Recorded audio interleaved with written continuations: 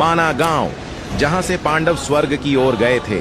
जी हाँ, वही माना गांव जहां भगवान श्री गणेश ने महाभारत लिखी थी, और सिर्फ यहां से ही सरस्वती नदी के दर्शन भी किए जा सकते हैं। पहले इसे भारत के अंतिम गांव के नाम से जाना जाता था, पर अब इसे बदलकर भारत के पहले गांव के नाम से जाना जाता है। माना गांव चमोली डिस्ट्रिक्ट में आता है और बद्रीनाथ से इस गांव की दूरी सिर्फ 3 किलोमीटर की है। इस गांव में स्थित गणेश गुफा में ही भगवान श्री गणेश ने बैठकर वेद, पुराण और महाभारत लिखी थी। गणेश गुफा के बारे में कहा जाता है कि जब भगवान श्री गणेश जी वेद लिख रहे थे तो सरस्वती नदी अपने रौद्र रूप से बह रही थी, जिससे कि भगवान श्री गणेश को वेद लिखने में बहुत दिक्कत हो रही थी। तो उनके मना करने के बाद भी जब शोर कम नहीं हुआ तो गणेश भगवान ने सरस्वती नदी को श्राप दे दिया कि तुम इससे आगे किसी को भी नजर नहीं आओगी, और इसीलिए सरस्वती नदी सिर्फ माना गांव से ही देखी जा सकती है। इस गांव से थोड़ी ही दूरी में स्थित है